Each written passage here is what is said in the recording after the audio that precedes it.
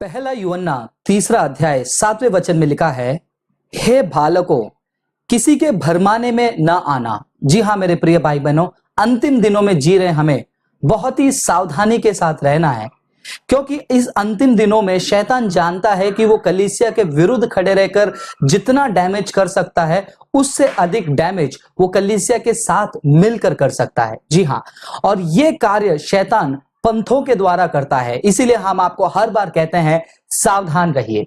जेहोवास witnesses, माता यरूशलेम, इन पंथों के बीच में आज भारत देश में एक और पंथ उभरते हुए आ रहा है और बहुत सारे क्रिश्चियन भाई बहन इस पंथ के शिक्षा में फंस रहे हैं और उनको पता नहीं कि वो क्या कर रहे हैं, क्या वचनों को देख रहे हैं। ये पंथ का नाम अगर आप इंग्लिश में जानना चाहेंगे, उनका नाम है ईस्टर्न लाइटनिंग, जिसका एक और नाम है church of the almighty God, church of the true God, church of the everlasting fountain, real God.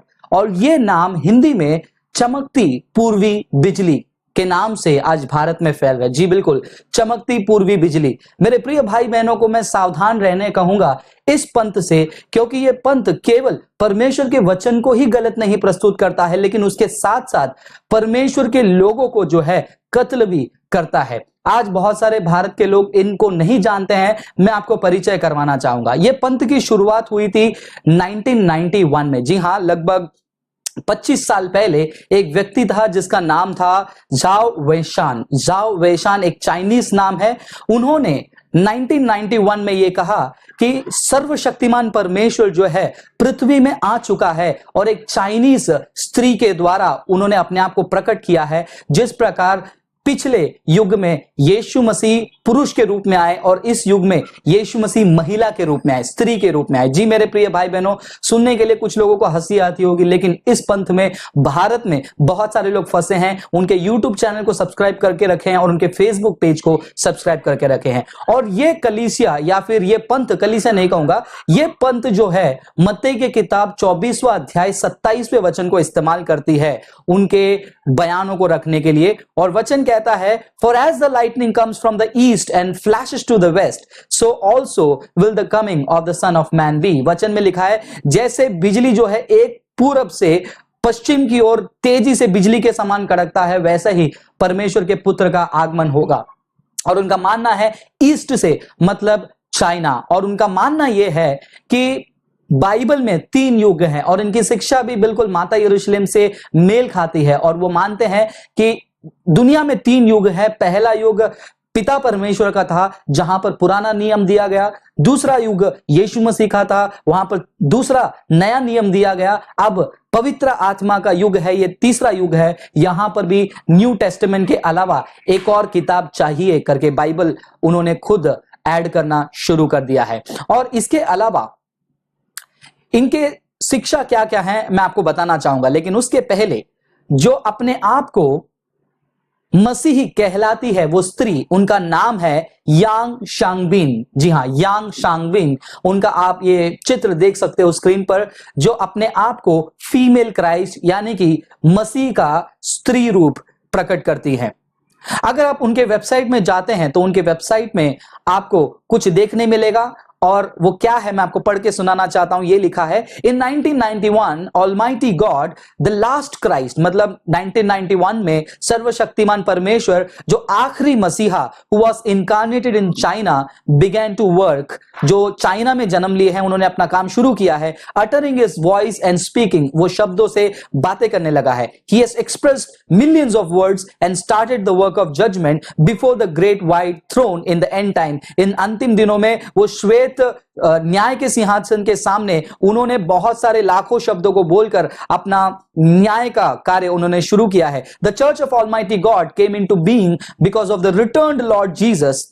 ये सर्वशक्तिमान की कलीसिया क्यों वह आई है? क्योंकि यीशु मसीह का दोबारा लौटना हो गया है, जो इस आखिरी समय का मसीहा है। Almighty God's appearing and work and also under almighty God's judgement and chastisement. तो ये सारे चीजें उनके वेबसाइट में लिखे हैं और ये साबित करने की कोशिश करते हैं। उनके कुछ किताबें हैं जैसे कि the word appears in the flesh, the word uttered by God who came hiddenly in the end time. ये सारे किताबों के द्वारा वो कलीसिया में लोगों को अटैक कर रहे हैं, अप्रोच कर रहे हैं और ये बताने की कोशिश कर रहे हैं कि मसीहा स्त्री के रूप में आए हैं और उस स्त्री का नाम है यांग शांग बिन। तो ये कलीसिया चमकती पूर्वी बिजली यांग और जाओ इन्होंने जो है शुरू किया है। अब उनके शिक्षा क्या है? उनके शिक्षा ये है, यीशु मसीह पूरी तरह खुदा नहीं है, यीशु मसीह बनाया हुआ एक सृष्टि है, जैसे जेहोवास विटनेसेस वाले मानते हैं। दूसरा, उनका मानना है कि ट्रिनिटी जो है बिल्कुल गलत डॉक्ट्रिन है और वो बहुत ही बेकार डॉक्ट्रिन है। तीसरा, वो ये मानते हैं कि यीशु मसीह ने जो पुरुष के रूप में जन्म लिया था, उन्होंने अपना पूरा काम नहीं किया, जिसके लिए यीशु मसीह को अब स्त्री के रूप में आखिरी मसीहा बनकर लौटना पड़ा।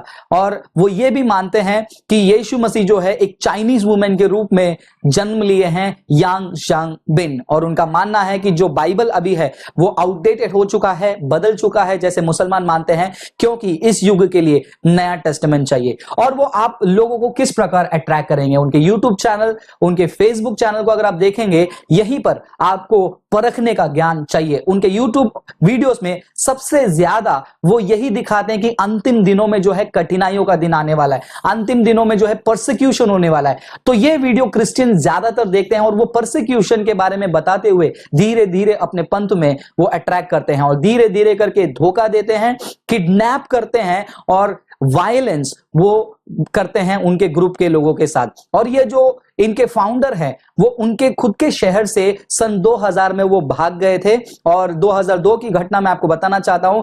ये जो चमकती पूर्वी बिजली, ये पंथ के लोग 34 क्रिश्चियन लीडर्स को उन्होंने पकड़ लिया है और पकड़कर 2 महीने तक उन्होंने उनको कैद करके रखा था। और 2014 में दिल दहलाने वाली घटना हुई, जहां पर 5 लोग, इसी चमकती पूर्वी बिजली सर्वशक्तिमान कलीसिया के लोग, यांताय शांडोंग इस स्थान पर मैकडॉनल्ड पर एक स्त्री को वो मिले और वो मैकडॉनल्ड पर उस स्त्री को उन्होंने कहा कि आप हमारे कलीसिया में जुड़ जाइए। वो स्त्री ने मना किया। उन्होंने उस स्त्री से फोन नंबर मांगा। 37 साल की महिला थी और उस महिला ने फोन नंबर नहीं देने के कारण उसी रेस्टोरेंट में उस महिला को उन्होंने मार मार कर उनका कत्ल किया। उसका एविडेंस वीडियो जो है डिस्क्रिप्शन में लिंक दिया है मैंने, उसे आप देख लीजिए। और एक छोटा सा क्लिप मैं आपको प्ले करके दिखाना चाहता हूं। It was an ordinary evening in a small town McDonald's until these people turned up, trying to recruit new members to their Christian cult. One diner refused to give them her number. They beat her to death.